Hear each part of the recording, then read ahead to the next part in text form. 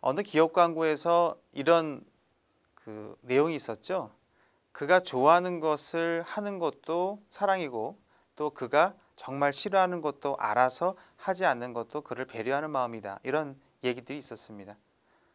우리가 지금까지 고객을 잘 알고 있고 그리고 제안과 프레젠테이션을 정말 잘 알고 있다라고 해도 실제 그거를 여러 가지 요건 분석표에 쫙 대입해 보면 내가 몰랐던 거 그리고 여러분과 우리 회사가 몰랐던 사실들이 참 많다라는 것들을 알게 됩니다. 예를 들어서 화면에 보이는 이 내용은 누구를 지칭하거나 누구를 설명하는 내용일까요? 금방 실증을 낸다, 늘 바쁘다, 어린아이와 같다, 이기적이고 모호한 것을 싫어한다. 바로 고객이라는 그룹의 집단의 이야기입니다. 예를 들어 여러분들이 발표를 하시는데 처음부터 끝까지 정해진 대로만 그리고 외운 대로만 진행을 한다면 금방 실증을 낼 것이고요. 그리고 바빠 죽겠는데 처음부터 서론, 본론, 결론 아주 장황하게 늘어놓는다면 참 힘들겠죠. 그리고 어린아이와 같아서 자기가 정말 먹고 싶고 갖고 싶고 보고 싶고 듣고 싶어 하는 그 내용이 아니라면 어쩌면 화를 낼지도 모릅니다. 그래서 아주 이기적이어서 나한테 맞춰주길 그리고 내 마음과 내 생각을 다 알아주기를 바라는 게 바로 고객이라는 거죠. 그리고 명확하고 분명한 것을 좋아한다는 겁니다. 어쩌면 여러분들도 갑이었을 때, 즉 클라이언트였을 때, 고객이었을 때의 마음과 그리고 우리가 을이었을 때, 제안자 입장이었을 때의 마음을 잘 생각해 보시면 그 고객과 제안자의 뇌구조, 그 마음을 일치시킬 수 있지 않을까 생각이 듭니다. 나는 고객을 정말 잘 알아, 제안자의 입장을 충분히 알아, 프레젠테이션을 정말 잘해라고 하는 자만심보다는 내가 놓치는 게 없었을까? 그리고 우리 고객의 특성은 좀 더 다른 게 무엇일까라는 것들을 좀 생각해 보신다면 지금까지 가지고 있었던 그런 노하우와 오해들이 좀 풀리지 않을까 생각이 듭니다. 그렇다면 우리가 제안과 발표에 대해서 가장 크게 오해하고 있는 세 가지는 과연 무엇일까요?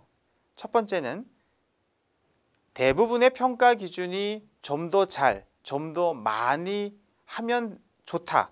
많이 하면 점수를 많이 받는다는 오해가 하나 있고요.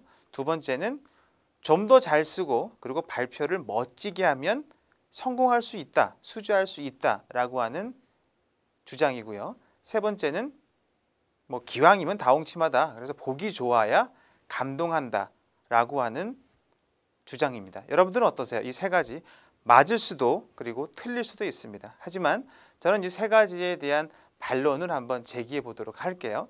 첫 번째, 평가 기준이 양이다.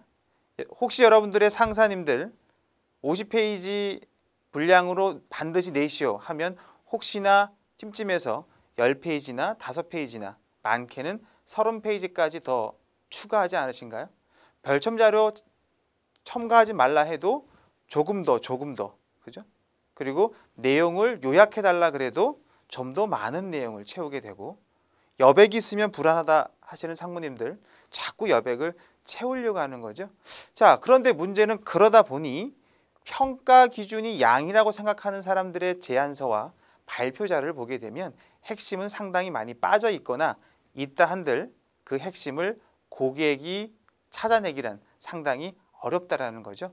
그래서 우리는 평가 기준이 양이다라는 주장에 대해서 양이 넘치는 제안이 아니라 기준보다 더 많이 더 높게 내는 제안이 아니라 핵심이 요약된 이렇게 핵심이 요약된 제안이 돼야 한다는 거 알아두시면 되겠죠. 두 번째, 잘 쓰고 발표 잘하면 성공한다. 물론 이 말은 거의 맞는 말 같아요.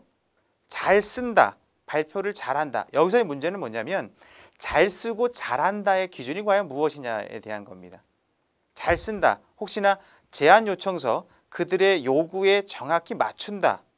그래서 거기에 맞는 프로세스와 로직에 맞게끔 내용을 채운다.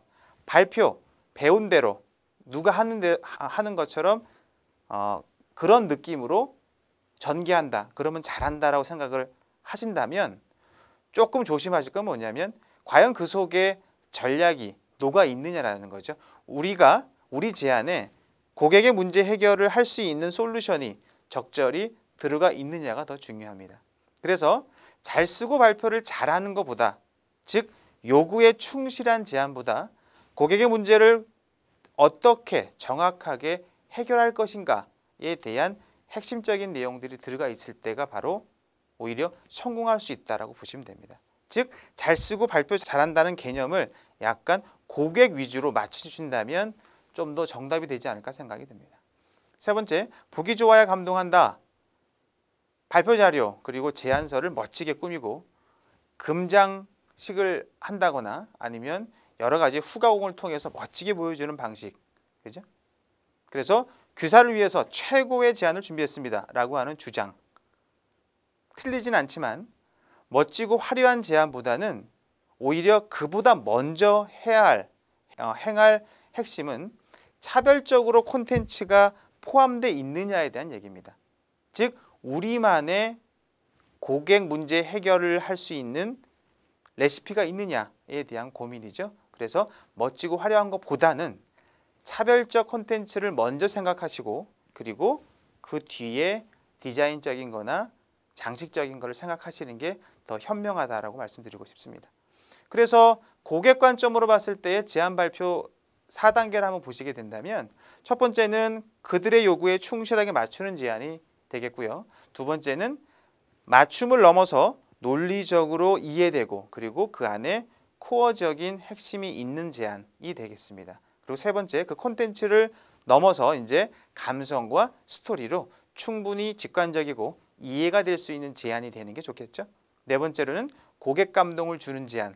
결국은 1, 2, 3, 4번 다 중요하겠죠. 하지만 1번 없이 2번이 안 되고 1, 2번 없이 3번이 안 된다는 것도 알아두셔야 됩니다. 결국은 1번도 채우기 어렵다라고 생각한다면 일단 1번을 충분히 채울 수 있는 자질과 노력과 시간을 들이시는 게 맞지 않을까 생각이 듭니다.